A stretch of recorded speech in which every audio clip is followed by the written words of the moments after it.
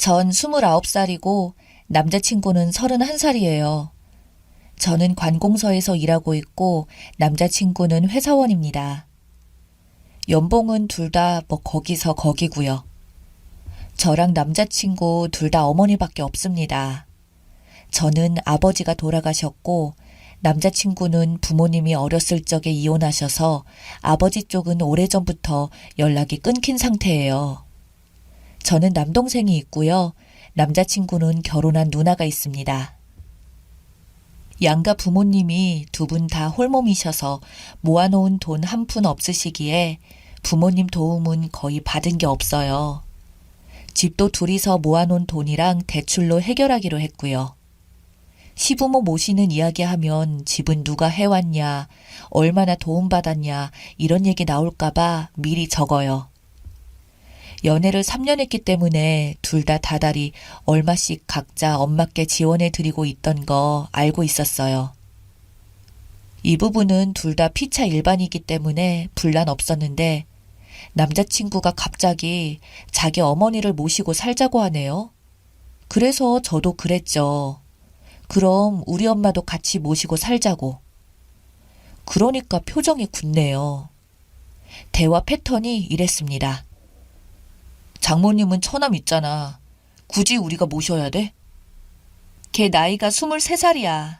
군 제대한 지 얼마 되지도 않았고 대학교 졸업 안 했고 지금 우리 엄마보다 경제 능력이 부족한데 무슨 소리야. 말이라고 해? 그래도 장모님은 일하고 계시니까 지금처럼 지내셔도 문제가 없잖아. 언제는 자기가 지금까지 어머님 모셨던 것처럼 말한다. 지금까지 독립해서 혼자 살아 있잖아. 어머니도 그렇고. 근데 왜 결혼한다니까 갑자기 모셔야 되는데? 그리고 어머니도 일하시잖아. 엄마가 건강이 많이 안 좋아져서 예전부터 모시고 살려고 했었어. 이제 결혼하니까 그러고 싶고 왜 결혼하니까 모신다는 마음을 먹어? 난 그게 더 이해가 안 돼. 솔직히 자기가 진짜 건강 때문에 모시고 싶었으면 나랑 결혼하기 전부터 모시고 살면서 효도했겠지. 근데 왜 나랑 결혼하니까 모시고 싶다는 건데? 아니, 이제 결혼하는 가족인데 서로서로 돕고 살고 그러자는 거지. 그럼 부모를 외면해? 그러니까 두 분 다 모시자니까. 나도 우리 엄마 외면하기 싫으니까 두 분 다 모시고 살면서 각자 어머니 모시고 살자고. 아니, 그게 왜라는 거야? 처남 있잖아. 그러니까 그게 왜라는 건데. 모시고 싶다는 말을 자기가 먼저 했잖아. 그리고 자기도 누나 있잖아. 누나는 지금 결혼했잖아. 비교할 걸 비교해. 그럼 내 동생은 걔가 지금 취직해서 돈 버는 것도 아니고 걔가 무슨 능력이 있어? 갖다 붙일 걸 갖다 붙여. 위 대화가 끊임없이 반복되다가 결국 싸웠습니다. 두 분 어머니 다 부족하긴 하지만 경제활동하고 계시고 몸 아픈 것 없이 건강하세요. 취직하자마자 독립해서 혼자 살았으면서 결혼하니까 이제부터 모시자는 게 참 어이가 없네요. 왜 시어머니는 모시고 우리 엄마는 싫다고 하냐 그러니까 계속 장모님은 처남 있으니까 혼자가 아니지 않느냐는 말만 반복합니다. 웃긴 건 남동생도 대학 때문에 기숙사에서 살아요. 누가 들으면 남동생이 엄마 모시고 사는 걸로 알겠어요. 정말 이 이야기 나오기 전까지 하나부터 열까지 대화가 잘 통하고 평생의 배우자로 부족함 없는 사람이라고 생각했습니다. 진짜 뒤통수 맞은 것 같아요. 차근차근 반박해도 아예 대화가 안 통합니다. 갑자기 예상치도 못한 일이 생겨서 꿈꾼 것 같고 지금도 정신이 멍해요. 파혼이 맞겠죠. 이제 확인했네요. 댓글이 많이 달려서 좀 당황스럽기도 하고 생각보다 많은 분들이 보신 것 같아서 겁도 좀 나네요. 일단 어제 파혼 통보했고요. 호칭은 전 남자친구라고 할게요. 어제 통화 내용이 대략 어땠냐면요. 너도 결혼하면서 어느 정도 우리 엄마 모실 생각이 있었지 않았어? 남편도 없이 홀로 사시는 분인데 자식인 우리가 모셔야지. 그게 도리야. 남편 없이 홀로인 건 우리 엄마도 마찬가지야. 그리고 자식은 자기겠지. 난 자식 아니잖아. 계속 가족 하는데 포장하지 마. 남편 어머니는 남편 어머니일 뿐이야. 내 엄마 아니야. 왜 말을 그렇게 하냐? 진짜 실망이다. 그럼 자기도 우리 엄마를 엄마로 생각해? 가족으로 생각해? 근데 왜 우리 엄마 모시는 거 싫어? 당연히 가족으로 생각하지. 다만 장모님은 우리 엄마랑 상황이 좀 다르잖아. 뭐가 다른데? 하나도 안 달라. 그리고 자기가 진짜 우리 엄마를 가족으로 생각했으면 내가 모시자고 했을 때 거리낌 없이 모시자고 그랬겠지. 남의 엄마 모시고 사는 것 불편하니까 싫은 거잖아. 내 말이 틀려? 우리 엄마 모시고 사는 걸 왜 싫은데? 가족이라며. 여기부터 전 남자친구는 말이 없었습니다. 봐, 대답 못하잖아. 그냥 네가 말하는 게 너무 어이없어서 말이 안 나온 거야. 아, 여기서 진짜 크게 빵 터졌어요. 아, 됐고. 이럴 거면 그냥 헤어지자. 막말로 난 자기랑 가정 이루고 배우자로 살기 위해서 결혼을 생각하려고 했던 거지. 자기 어머니 모시고 살려고 결혼 결정한 거 아니야. 자기도 마찬가지잖아. 우리 엄마 모시는 거 싫어서 거부하면서 왜 나만 나쁜 년인 것처럼 그런 식으로 말해? 이럴 거면 그냥 결혼 없던 걸로 하자. 그리고 진짜 자기가 어머니 모시고 싶었으면 나랑 결혼하기 전부터 모시고 살았겠지. 근데 왜 나랑 결혼하니까 이제 와서 모시고 살고 싶다는 건데? 그건 대놓고 나보고 효도하라. 그거 아니야? 지금 어머니 모시는 거 그거 하나 싫다고 결혼하지 말자는 거야? 어떻게 이럴 수가 있냐?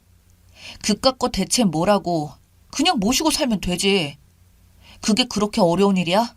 결혼 물을 만큼? 그러니까 우리 엄마도 그냥 모시고 살면 되잖아. 그깟 게 대체 뭐라고 그렇게 싫은 건데. 장모님은 처남 있잖아. 근데 우리 엄만 어쩌고 저쩌고. 또 같은 말 시작합니다. 그래서 그냥 전화 끊었고요. 뒤이어 부재중 전화가 한 30통 넘게 왔네요. 다 씹고 있어요. 장모네 문자도 왔네요. 이러쿵 저러쿵 난 그게 너한테 이렇게 심각한 문제였는지 몰랐다. 네가 그렇게 싫다면 나도 다른 방법을 찾아보겠다. 어쩌고 하면서 붙잡는데 정이 뚝 떨어진 상태라 쳐다보기도 싫네요. 이미 상견례까지 마친 상태라 제 통보 하나로 일이 마무리되지는 않을 것 같아요. 저희 엄마랑 전 남자친구 쪽 어머니랑 말이 오갈 겁니다. 하지만 전 마음 굳혔어요. 지난 3년간의 추억이 이렇게 더럽혀졌다는 게 정말 안타깝고 비참하고 어이가 없고 배신에 속이 답답하고 미칠 지경이네요. 마음 같아선 얼굴에 물 한 바가지 뿌리면서 쌍욕 퍼부어주고 싶어요. 어제도 얼마나 울었는지 오늘 아침에 아예 눈이 안 떠지더라고요. 왜 이깟 놈 하나 때문에 우냐고 욕하실지 모르겠지만 화나서 울었어요. 화나서요. 억울하고 화가 나서요. 이딴 놈한테 바친 제 3년간의 청춘이 억울하고 화가 나서 눈물이 나오더라고요. 이제 안 울어야겠죠. 만약 이놈이 제가 우리 엄마도 같이 모시자고 했을 때 망설임 없이 그러자고 대답했으면 아마 이렇게 정이 떨어지진 않았겠죠.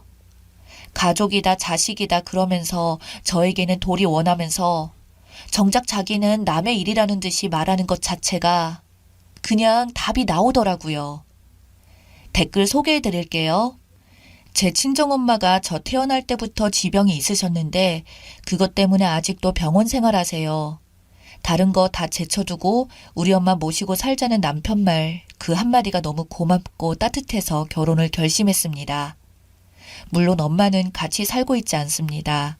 병원 치료를 받으셔야 하기 때문에 신랑의 그 마음이 가슴에 사무쳐서 결혼 전에는 드세다는 소리 듣고 살았던 저였는데 웬만한 건 다 신랑한테 져주는 중입니다. 말 한마디로 진짜 천냥빚 갚는 건데 저런 모질이들은 정말 모르죠. 파혼하세요. 결혼해도 어떻게든지 엄마 모시고 살 놈이네요. 지 엄마만 생각하고 어이가 없네요. 아, 좀 씁쓸하긴 한데 왜 내가 쓰니가 너무 자랑스럽고 대견하지? 그 대화에서 똑 부러지고 어머니가 꼿꼿하게 호구당하지 않고 사실 만큼 훌륭하게 키우셨네요. 시간은 3년 버리는 게 30년 버리는 것보다 훨씬 낫습니다. 파혼도 물론 이혼보다 100배, 1000배 낫고요. 앞으로 그런 말도 안 통하는 대리 효도하려는 놈 만나지 말고 꽃길만 걸으세요. 왜 아들만 부모를 모셔야 하는데요. 물론 부모님 부양 대가로 유산을 아들에게만 주는 집이 아직도 있는 걸로 알고 있지만 그래도 이건 아니죠. 저는 결혼 전에 남편에게 언젠가는 우리 부모님 모시고 살고 싶다고 했고 남편도 동의했어요. 한 집에서 사는 거 어려우면 열심히 모으고 벌어서 같은 아파트나 이웃 사촌으로 가까이 살면서 양가 부모님 그렇게 모시자고요.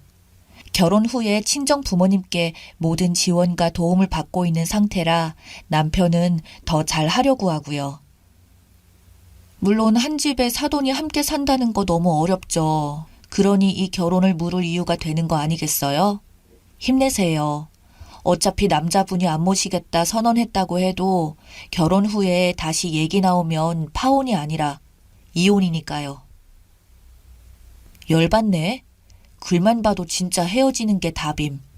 지금 시모 안 모시고 살 거다 걱정하지 마라 하고 결혼해도 결혼하고 나서 다시 모시고 살자고 하고 막무가내로 집으로 데려올 것 같은 상황. 똑같구먼. 게다가 남동생이 아직 학교 다니고 이런 거면 엄마가 아들을 데리고 살면 사는 거지. 무슨 남동생이 엄마를 모시고 산다고 그러냐? 그렇게 따지면 결혼한 누나가 지 어미 데리고 사는 게 경제적으로도 안정적이고 맞겠구먼. 정신 나간 놈이네. 이기적이고 못됐다. 결혼해서 며느리 덕 좀 보게 하려고 대리효도 시키려고 작정을 한 듯. 미쳤네. 평소에 안 모시고 살다가 왜 결혼할 때가 되니까 모시고 살자고? 진짜 효도 코스프레 좀 작작 처하시길. 이상한 고집이 있다니까 결혼하지 말고 평생 엄마 모시고 알콩달콩 살아. 귀한 남의 집 딸 고생시키지 말고. 전 남자친구는 다시 누군가와 연애하고 또 결혼하려고 할 텐데 큰일이네요. 또 다른 피해자 나오겠네요. 누구나 연애 시작할 때 저런 거 다 알고 시작하는 것도 아니고 진짜 복불복이겠네요. 제 애인이 저런 사고방식 아닌 게 천만다행. 예전부터 생각하던 거면 나랑 헤어져도 네가 모실 생각이겠네. 나랑 헤어졌다고 어머니 외면하는 건 아니겠지 하고 뻥 차버리세요. 100%저 혼자서는 안 모실 걸 자기가 이기적인지도 모르는 남자죠. 그 남자 설득하려고 하지 말고 깔끔하게 그냥 끝내요. 둘이 실랑이 하다가 남자가 알았다. 그럼 모시는 관두자, 결혼하자. 그래도 그게 끝이 아닐 것 같네요.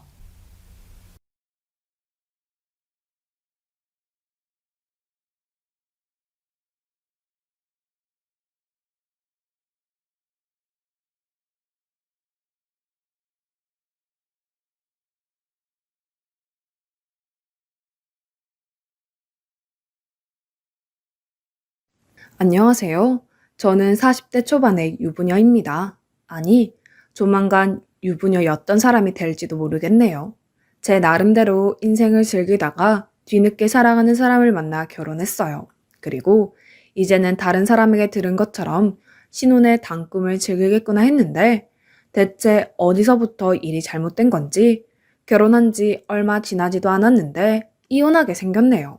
주변 친구들에게 대체 뭐가 어디서부터 잘못된 거냐고 물어보면 전부 제 잘못이라고만 이야기를 하고 정말 답답하고 억울한 마음에 이렇게 여러분에게 제 사연을 소개해드리고 싶습니다. 저는 어려서부터 결혼에 대한 환상이 없었어요. 그렇다고 저희 가족이 화목하지 않았다거나 부모님 간의 다툼이 있었다거나 하는 건 아니었고요. 그냥 평범했죠. 직장에 다니시는 아버지와 전업주부로 집안일 하시는 어머니 밑에서 자란 외동딸, 딱 그 정도였어요. 아버지는 한눈 한번 팔지 않으시고 열심히 돈을 버셨고, 어머니는 그런 아버지와 저를 뒷바라지 하시며 살림을 챙기셨지요. 두 분 사이도 그럭저럭 괜찮았고요. 그런데 학창 시절이 지나고 대학에 다니면서 제 생각이 조금씩 달라지기 시작했답니다. 세상이 너무나 달라졌고, 이제는 예전처럼 남자가 돈을 벌고 여자는 살림하는 시대가 아니잖아요. 여자도 능력만 있으면 얼마든지 돈을 벌 수 있고, 상황에 따라서는 남자가 살림을 할 수도 있는 세상이니까요. 한번 그런 생각이 드니까 여태까지 아무 문제 없다고 생각했던 저희 가족이 사실은 문제투성이었다는 걸 깨달았지요. 아버지는 성실하셨지만 늘 피곤해 하셨을 거예요. 퇴근도 매일 불규칙적이셨지만 그마저도 집에 돌아오면 씻고 주무시기 바쁘셨으니까요. 덕분에 저를 키우는 일이나 기타 모든 집안일은 오로지 어머니가 감당하셔야만 했죠. 대학생이 되고 어머니의 하루를 유심히 살펴보니까 정말 답답하기 짝이 없더라고요. 아침 일찍 일어나서 아침 식사 준비하고 아버지 출근 준비를 도와드리고, 아버지가 출근하시고 나면 청소에 빨래를 하다 보면 오전이 훌쩍 지나갔죠. 그러면 대충 점심 드시고 장을 보러 나가세요.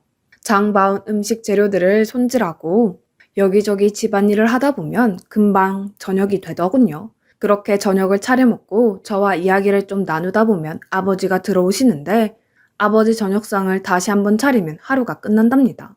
너무 허무한 하루지요. 모르고 살았으면 몰랐겠지만 한번 어머니의 그런 허무한 하루가 눈에 들어오니까 결혼 자체가 하기 싫어지더라고요. 제가 엄청나게 공부를 잘했거나 한 건 아니었지만 대학을 졸업하면 당연히 취직도 할 거였거든요. 그런 상황에서 결혼하고 나면 전업주부인 어머니만큼은 아니겠지만 살림을 맡긴 맡아야 할 텐데 그게 너무 싫은 거예요. 그나마 마음이 좀 열려있고 집안 살림을 잘 도와주는 남자를 만나면 조금은 덜하겠지만 그런 남자를 만나기는 어려울 것 같았어요. 저는 제2의 인생을 살고 싶었거든요. 그렇게 살다 보니 20대를 거쳐 30대가 훌쩍 지나가더군요. 20대에는 직장 구하고 그곳에서 자리를 잡느라 세월을 다 보냈고요. 그러다 30대 들어서니까 일도 좀 안정되고 여유가 생기기 시작하더라고요. 직장도 몇 번의 이직을 거쳐 지금의 직장에 자리를 잡게 되었는데, 월급은 많은 편이 아니었지만 근무 시간이 철저히 지켜지는 게 좋았어요. 아침 9시부터 오후 4시까지만 일하면 끝이었거든요. 남는 시간은 오로지 제가 알아서 사용할 수 있다는 게 좋아서 지금의 직장에 자리를 잡게 되었답니다. 물론 돈을 모으기는 조금 어려웠어요. 남는 시간에는 여러 동호회에 가입해서 배우고 싶었던 것들을 배우거나 사람들과 교류하고, 주말에는 혼자서 가까운 곳이라도 여행을 다녔어요. 휴가 기간이 되면 1년에 한 번은 꼭 해외로 나갔고요. 버는 돈이 적은 만큼 아껴서 써야 했지만 적어도 시간만큼은 제 마음대로 쓸 수 있어서 좋았습니다. 하지만 그런 삶도 금방 실증이 나기 시작하더라고요. 정확하게는 혼자 그런 삶을 즐겨봐야 대체 무슨 의미가 있나 싶었던 거죠. 아무리 즐거운 시간도 혼자서만 보내다 보니 마음 한구석이 늘 허전해지더라고요. 그러던 와중에 지금의 남편을 만나게 되었습니다. 그동안 주변에서 자주 소개팅이니 선이니 하며 남자를 소개해주는 일이 많았는데 대부분은 제 쪽에서 처음부터 거절했거든요. 간혹 도저히 거절할 수 없는 자리가 있을 때는 소개받은 남자를 만나기는 했는데 이미 제 마음이 그런 상태였으니 잘 될 리가 있나요? 남자도 마음에 맞는 사람이 없었고요. 그런데 그마저도 30대 중반에 들어서니까 약속이나 한 것처럼 딱 끊어지더라고요. 그러다가 정말 몇 년 만에 소개받은 사람이 지금의 남편이었답니다. 사실 그때도 그렇게 큰 기대는 하지 않았어요. 그냥 지금 아니면 남자를 만날 기회도 없겠다 싶어 나간 그런 자리였지요. 그런데 지금의 남편은 달랐어요. 40대인데도 인물도 훤칠하고 직업도 전문직이라 수입이 꽤 괜찮았거든요. 무엇보다 생각이 너무 마음에 들었어요. 결혼하고 나서 여자가 계속 일을 하는 것에 대해 어떻게 생각하세요? 저는 남자건 여자건 결혼과 상관없이 일은 계속하는 게 좋다고 생각해요. 꼭 돈을 벌기 위해서가 아니라도 말이죠. 일을 통해서 사람도 만나고 뭔가를 계속 배울 기회도 생기고 아무튼 일을 계속하는 건 오히려 좋은 일이죠. 그럼 살림은요? 두 사람 모두 일을 하더라도 누군가는 집안일을 해야 하잖아요. 그건 나눠서 해야죠. 요즘 세상에 여자라고 해서 살림을 도맡아 하고 남자라고 신경 안 쓰는 건 말이 안 되잖아요. 물론 각자의 상황에 따라 어느 정도는 조율이 필요하겠지만 기본적으로 살림은 남녀가 공평하게 담당해야 한다고 생각합니다. 정말 제가 딱 원하는 그런 모범 대답이었어요. 그래서 그와 좀 더 자주 시간을 보냈죠. 다른 남자는 소개받은 딱 그날 만나는 거 말고 이후에 만남은 전혀 없었답니다. 그가 처음이었어요. 그렇게 얼마간 서로를 알아가는 시간을 가진 후에 우리는 살림을 합치게 되었고요. 우리 두 사람 모두 초혼이긴 했지만 나이가 있었던 만큼 결혼 전에 동거는 필수라고 생각했거든요. 그렇게 동거를 시작하고 나서 보니 더 괜찮은 사람이더라고요. 제가 저녁을 차리면 설거지는 꼭 남편이 했어요. 그리고 집안에 쓰레기가 모여있으면 알아서 갖다 버렸고요. 빨래도 다른 남자들처럼 여기저기 아무데나 벗어두지 않고 세탁기에 넣기 편하게 한 곳에 모아두더라고요. 제가 세탁기를 돌리면 남편이 널고 개는 건 꼭 함께 했죠. 그렇게 1년쯤 함께 살았는데도 남편은 늘 한결 같았답니다. 자기는 회사 끝나고 살림까지 하는 게 억울하지 않아? 다른 남자들은 집에 오면 소파에 드러누워서 TV만 본다던데. 자기는 설거지도 하고 이렇게 빨래도 하잖아. 그거야 당연하지. 나도 일하지만 당신도 마찬가지로 일하는데. 누구 하나가 살림을 도맡아 하는 건 공평하지 않잖아. 물론 나도 일이 바빠지면 지금처럼 하지는 못하겠지만 여유가 되면 함께 하는 게 맞지. 남편의 그 말에 저는 결혼을 결심하게 되었습니다. 이 남자라면 제 어머니처럼 살림에 갇히게 하지 않을 것 같았거든요. 그렇게 동거 1년 만에 결혼식을 올리고 처음 한두 달은 정말 제가 생각한 대로 동거하던 때와 마찬가지로 모든 걸 함께하며 행복한 시간을 보냈어요. 그런데 어느 날인가부터 점점 남편의 귀가가 늦어지기 시작하는 거예요. 전문직 남편이 대단한 사업을 하는 건 아니었지만 그것도 일종의 자영업이라 일이 들어오는 대로 바빠질 수밖에 없는 구조였거든요. 그런데 남편이 워낙 꼼꼼하고 성실하게 일 처리하니까 주변에 소문이 나서 일감이 점점 많아졌죠. 뭐 벌어들이는 수입이 늘어나는 건 좋았는데 남편이 집에 있는 시간은 갈수록 줄어드는 게 문제였습니다.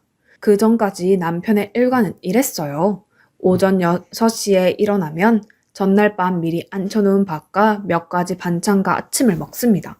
남편의 오랜 습관인데 아무리 일찍 출근을 해도 아침은 꼭 먹더라고요. 그렇게 출근해서 일과를 다 마치면 대략 저녁 7시가 되고 집에 돌아와서 저와 늦은 저녁을 먹고 간단히 집안일을 함께 하다가 잠들었거든요. 그런데 일거리가 점점 늘어나니 남편의 생활 패턴도 서서히 바뀌기 시작하더라고요. 오전 7시에 출근하던 시간이 당겨져서 늦어도 오전 6시에는 출근해야 했고요. 퇴근도 밤 9시, 10시 대중이 없었어요. 그나마도 더 늦는 날에는 자정을 훌쩍 넘기는 일도 있었고요. 그러자 그동안에는 적극적으로 참여하던 집안일에도 점점 소홀해졌습니다. 어차피 시간이 안 되니 식사는 모두 제가 준비해야 했고 빨래도 마찬가지였거든요. 그나마 청소는 주말에 남편이 하긴 했지만 그 외의 집안일은 전부 제가 해야 했어요. 그때 아차 싶더군요. 부부가 함께 일하고 집안일도 공평하게 나누는 것이 제가 생각하는 이상적인 부부의 모습이었는데 어느샌가 저희가 사는 모습이 저희 부모님이 살던 모습과 다를 바가 없어진 거죠. 남편은 집에 들어오면 밥을 먹고 씻고 자기 바빴고요. 그 뒷바라지는 모두 제가 해야 했습니다. 이렇게 살려고 결혼한 게 아닌데. 그래서 저는 마음을 단단히 먹었습니다. 이대로 두면 결국 남편도 저희 아버지처럼 집안일은 죄다 저에게 밀어버리고 하숙생처럼 몸만 왔다 갔다 하는 사람이 될 것 같았거든요. 그래서 가장 처음 한 일이 남편의 아침 식사 준비를 그만두는 것이었습니다. 사실 별로 대단한 건 아니었어요. 남편은 혼자 오래 살았기 때문에 아침 식사 정도는 알아서 거뜬히 차려 먹을 수 있었지만 밥하는 시간만은 어쩔 수가 없어서 전날 쌀을 씻어서 밥솥에 앉혀놨거든요. 지금까지는 그걸 다 제가 해주고 있었는데 그걸 하지 않는 거죠. 그렇게 한 4일 정도가 지나니까 남편이 참지 못하고 말을 꺼내더군요. 여보, 다른 건 모르겠는데 전날 밥솥에 밥이라도 해주면 안 돼? 아침부터 밥상을 차려달라는 것도 아니고 밥만 해주면 내가 알아서 차려 먹는데 그것도 못 해줘? 자기야, 이건 귀찮고 말고의 문제가 아니야. 당신도 일하고 나도 일하는데 왜 맨날 나는 당신 뒷바라지를 해야 돼? 게다가 나는 아침 안 먹는 거 자기도 알잖아. 난 먹지도 않는 식사를 왜 맨날 차려야 하는지 이해가 안 돼. 정 아침 먹고 싶으면 자기가 알아서 해. 그건 내가 일이 바빠서 그렇잖아. 새벽에 나갔다가 밤중에 들어오는데 언제 그럴 시간이 있어? 당신은 그래도 나보다 시간이 훨씬 많은데 그것도 못 해줘? 해주고 안 해주고의 문제가 아니라니까. 시간이야 있지. 하지만 시간이 된다고 내가 살림을 도맡아 해버리면 당신은 뭘 하는데? 결혼 전에 분명 집안일은 공평하게 하기로 했잖아. 아니, 이건 공평함의 문제가 아니잖아. 나는 집안일을 할 시간 자체가 이제 없는데 어떻게 너랑 비교하니? 왜 시간 핑계를 대? 당신이 하기 싫으니까 안 하는 건 아니고?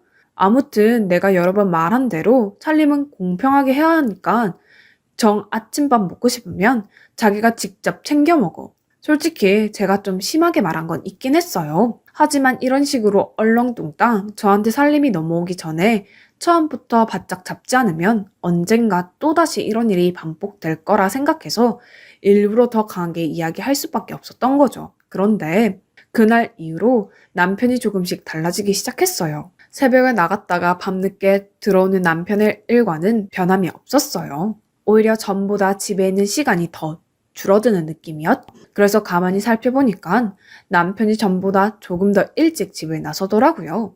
심지어 아침도 먹지 않고요. 밥솥을 열어보니 밥이 없어서 알았어요. 그래서 하루는 퇴근하는 남편을 붙잡고 왜 점점 더 일찍 출근하냐고 물었죠. 요즘 일이 더 늘어난 거야? 왜 이렇게 일찍 출근해? 그 새벽에 일이 있는 거야? 그런 건 아니고 아침 먹고 출근하느라 좀 일찍 나가는 것뿐이야. 아침? 집에 반찬이고 뭐고 다 있는데 밖에서 아침을 먹어? 그런 게 다 있으면 뭐해? 밥이 없는데. 그냥 분식점에서 간단하게 먹고 나가는 거야. 네가 신경 쓰지 않게 내가 알아서 할게. 남편의 마지막 말이 어쩐지 냉랭하게 들려서 서운했지만 내색하지 않았어요. 필요한 걸 자기가 알아서 하겠다는데 뭐 서운해할 이유가 없었고 이렇게 버릇을 들여두는 게 꼭 필요하다고 생각했거든요. 그 후로는 남편은 빵을 사 먹는지 김밥을 먹는지 알아서 아침을 해결하더라고요. 여기까지는 아무 문제가 없었어요. 그런데 자기 일은 자기가 알아서 하는 범위가 점점 더 제 생각을 넘어서기 시작하는 거예요. 처음에는 설거지였죠. 그날도 남편은 늦게 퇴근해서 혼자 저녁을 차려 먹었는데 싱크대에 제가 저녁을 먹고 난 설거지가 쌓여 있었거든요. 그런데 남편은 그걸 흘낏 보더니 한쪽으로 치워두고 자기가 먹은 것만 설거지를 하더군요. 그래도 전에는 설거지가 쌓여 있으면 남편이 알아서 모두 다 치웠었는데 그 모습이 너무 괘씸해서 남편에게 한마디 했답니다. 왜 그건 안 해? 설마 바빠서 설거지도 못하겠다는 거야? 자기가 필요한 건 자기가 알아서 하자며. 내가 먹은 그릇은 내가 씻어둘 테니 당신이 먹은 건 당신이 알아서 씻어. 이제 자기 것은 자기가 알아서 하자. 뭐? 그게 무슨 소리야? 내 말 못 들었어? 말 그대로야. 당신이 집안일을 공평하게 하자며 집에 있는 시간이 서로 다르니까 완전하게 반으로 가를 수도 없고 자기가 필요한 건 자기가 알아서 하는 방향으로 해야지. 이제 내가 먹은 그릇은 내가 치울 테니까 당신은 신경 안 써도 돼. 빨래도 내 건 내가 알아서 할 테니까 당신 건 당신이 하고. 어처구니가 없더군요. 나이 40이 넘은 사람이 무슨 반항하는 것도 아니고 집안일을 공평하게 하자고 했다고 이런 식으로 유치하게 나오니까 황당하더라고요. 당신, 지금 내가 집안일 공평하게 하자고 해서 이러는 거야? 내가 틀린 말 한 것도 아니잖아. 그래, 당신 말이 맞아. 하지만 난 조금 섭섭해. 요즘 나 바쁜 거 당신도 알잖아. 당신은 지금도 9시 출근해서 4시면 집에 들어오는데 미리 밥 정도는 해줄 수 있는 거 아니야? 그게 그렇게 단순한 문제가 아니라고 내가 몇 번을 말해. 쌀 씻어서 밥솥 눌러주는 게 누가 시간이 없어서 못 해주겠대? 이건 공평함의 문제잖아. 당신이 하는 일은 계속 바빠질 텐데 그렇게 일 핑계로 하나둘씩 집안일 빼먹다 보면 결국 내가 다 해야 하는 거 아니냐고. 나는 그걸 얘기하는 건데 왜 그렇게 이상하게 생각해? 그냥 나는 요즘 이럴 거면 뭐하러 결혼했나 싶어. 혼자 밥하고 빨래하고 청소하고 혼자 살던 때랑 달라진 게 없잖아. 그게 무슨 소리야? 그럼 자기는 나 살림시키려고 결혼한 거야? 부부 사이인데 서로 형편 정도는 봐줄 수 있는 거 아니냐는 이야기지. 아무튼 이제 내 것은 내가 알아서 할 테니까 넌 신경 쓰지 마. 그러더니 정말로 남편은 정확히 자기 것만 했지요. 설거지도 자기 먹은 그릇만 하고 빨래통에 빨래가 쌓여 있어도 자기 것만 빼서 빨래를 돌리더군요. 주말에도 때가 되면 자기 먹을 것만 요리해서 딱 먹고 치웠고요. 처음에는 저러다 말겠지 했는데 점점 더 칼같이 서로의 살림을 나누는 남편의 모습을 보니 두려워지더라고요. 그러더니 급기야 서로의 부모님에게도 그 여파가 미치기 시작했습니다. 자기야, 곧 명절인데 시댁에는 언제 갈 거야? 나 혼자 다녀올 테니까 당신은 처가 다녀와. 내가 적당히 둘러서 말할게. 뭐? 그래도 명절인데. 부모님은 각자 챙겨야지. 당신 처가 다녀온 지 꽤 됐잖아. 당신은 처가 챙겨. 장인 장모님께는 당신이 잘 말하고. 그러더니 정말로 시부모님께 제가 몸살이 나서 못 간다고 이야기하고는 자기 혼자 다녀오더라고요. 저는 너무 찝찝했지만 어쩔 수 없었어요. 알고 보니 저에게 말을 그렇게 해놓고서는 시댁에서는 내가 시댁에 가기 싫어서 못 온 거라며 모함까지 했더라고요. 그렇게 제가 싫었을까요?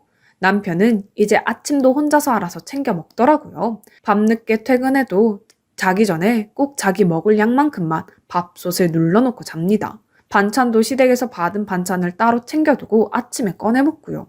설거지나 빨래는 따로 분리해서 놓은 지 꽤 됐고 심지어 쓰레기통도 자기 것이 따로 있네요. 같이 뭘 해먹거나 하는 일은 아예 없어졌고 남편은 뭐가 먹고 싶으면 자기 것만 자기가 만들어 먹습니다. 딱히 남편이 저를 미워하는 것 같지는 않아요. 연락하면 친절하게 받아주고 하지만 잠자리는 안 해요. 이럴 거면 대체 뭐 하러 결혼을 한 건지. 그래서 하루는 남편에게 소리를 질러가며 따졌어요. 그랬더니 남편이 웃으며 그러더군요. 서로 필요한 건 알아서 하자고 한 건 너 아니었냐고 하면서요. 각자 형편이 좋든 나쁘든 자기 일은 자기가 알아서 하는 게 네가 생각하는 결혼 아니었냐고 묻더군요. 그래서 아무리 그래도 이건 아니지 않느냐? 이건 그냥 집만 나눠서 같이 사는 하숙생이나 다름없지 않냐고 따졌어요. 이제는 날 사랑하지 않는 거냐고 소리를 질렀고요.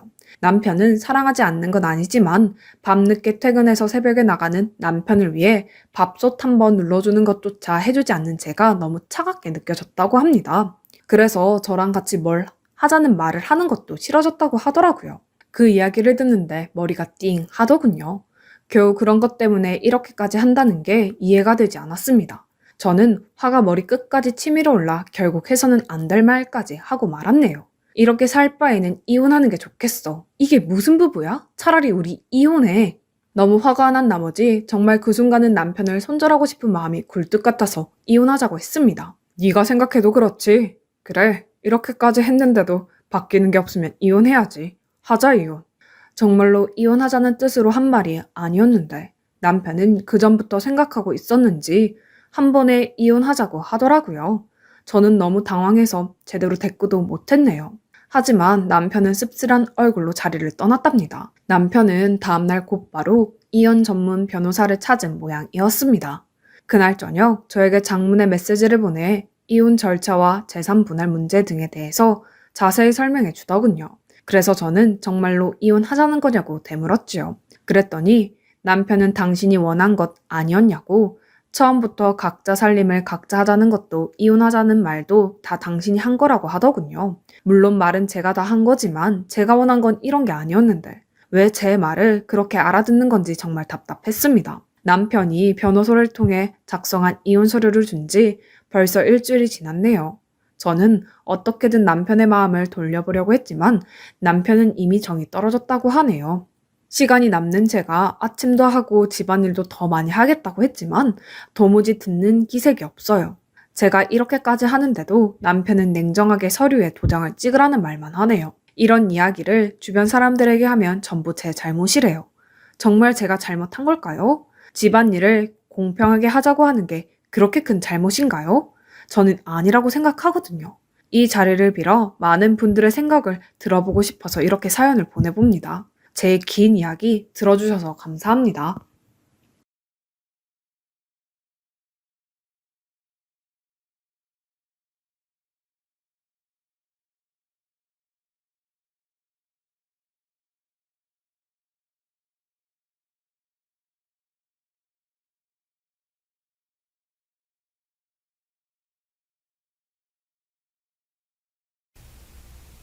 안녕하세요. 저는 결혼한 지 2년 된 32살 새댁입니다.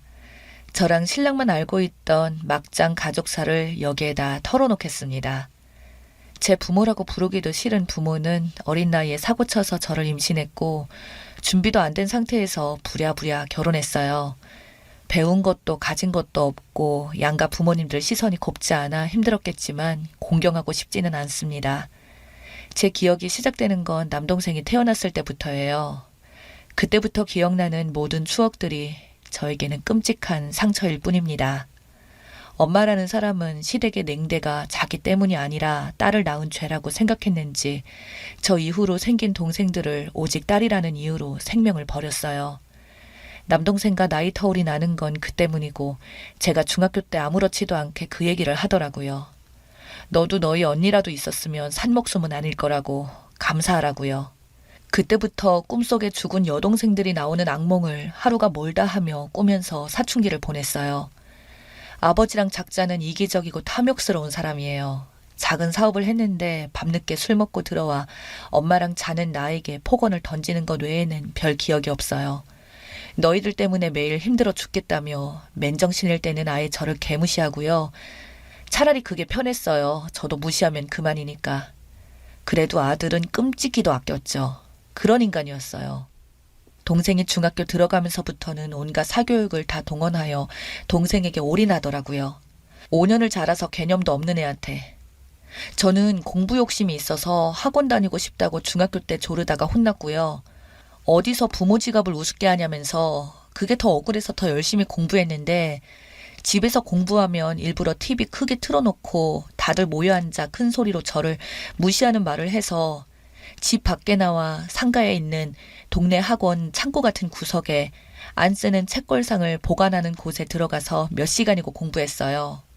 어두컴컴한 곳에 가서 눈도 다 버리고 안경을 쓴다고 욕도 많이 먹었어요. 중학교 때 처음으로 전교 1등을 한 적이 있어요. 그때만큼은 저도 너무 좋아서 성적표 들고 집에 뛰어왔죠. 예쁨 받고 싶어서 그냥 사랑받고 싶어서 집에 엄마가 있었는데 말없이 성적표를 자랑하니까 힐끗 보더니 피식 웃으며 뒤돌아 서더라고요.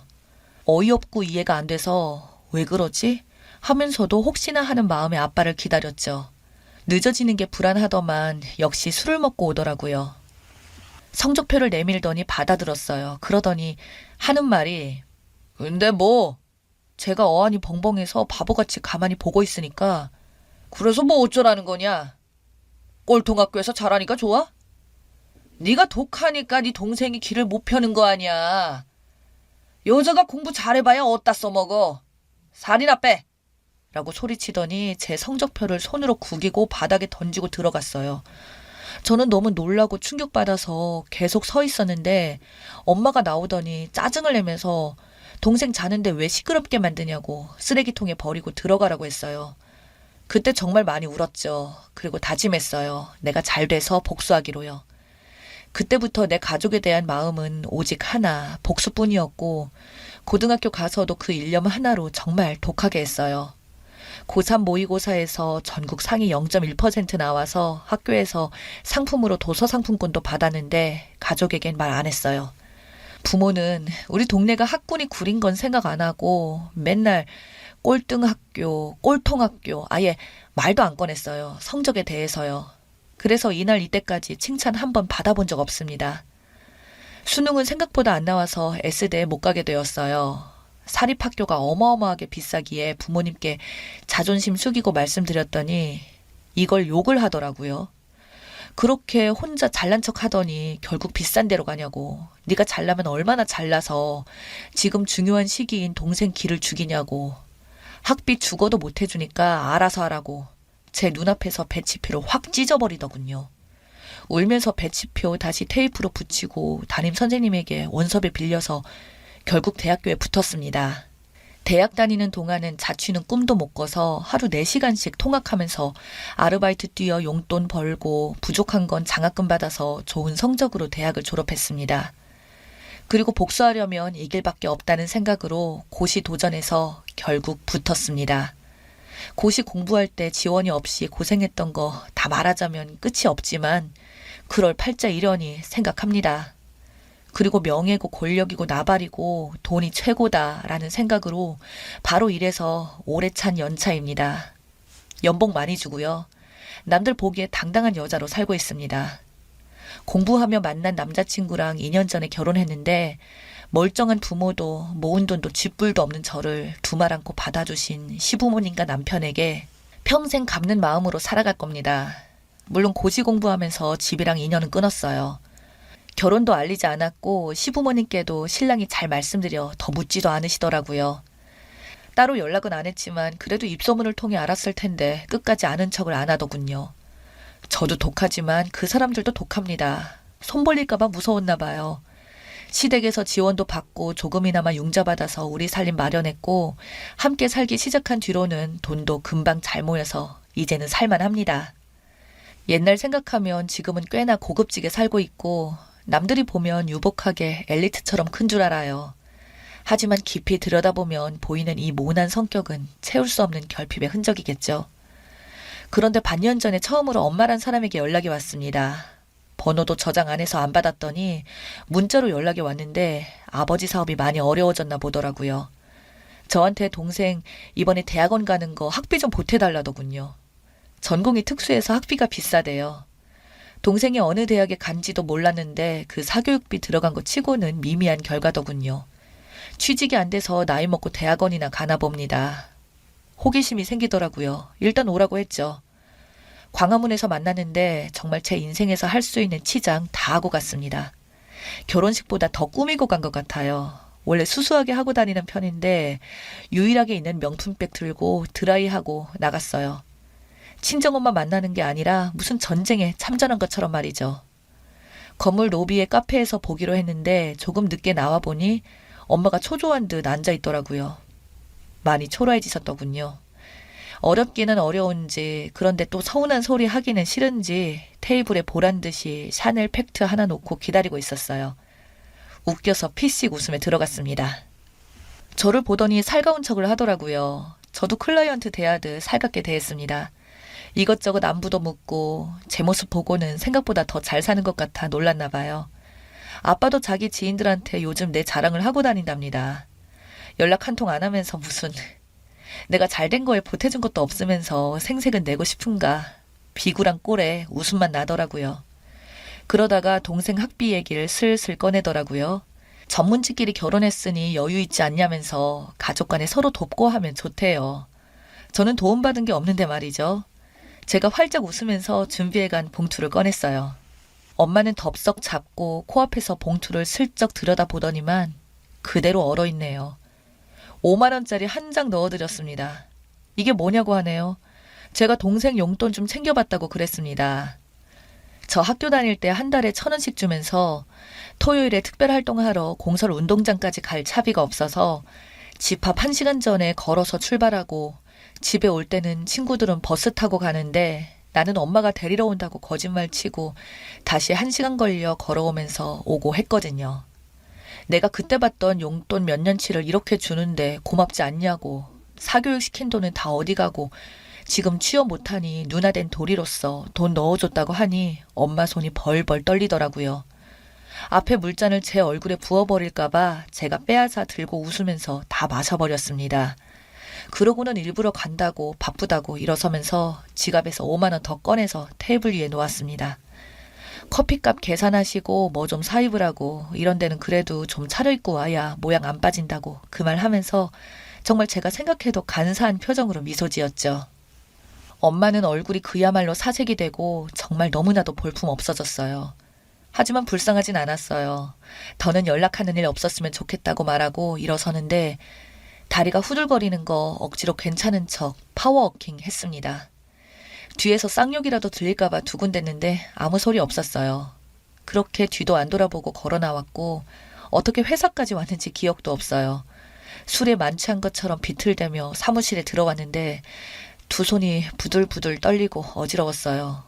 심장이 터질 것 같고 아, 내가 이 순간을 위해 이제까지 살았구나 그 생각을 하며 미친 사람처럼 몸을 벌벌 떨었습니다. 흥분되기도 하고 통쾌하기도 하고 무섭기도 하고 슬프기도 하고 그리고 허무해졌어요. 너무 허무해서 살기 싫을 만큼 이제 나는 왜 살아야 하나, 내 삶의 목표는 무엇인가 싶었죠. 조퇴하고 남편 불러내서 집에 가서 밤새도록 껴안고 울었어요. 며칠 만에 살이 3kg이 넘게 빠질 만큼 솔직히 모든 게 너무나 힘들었어요. 그리고 며칠 뒤 밤에 또 모르는 번호로 전화가 왔어요. 그럴 줄은 알았는데 아빠더군요. 받으니 역시나 쌍욕을 퍼부으십니다.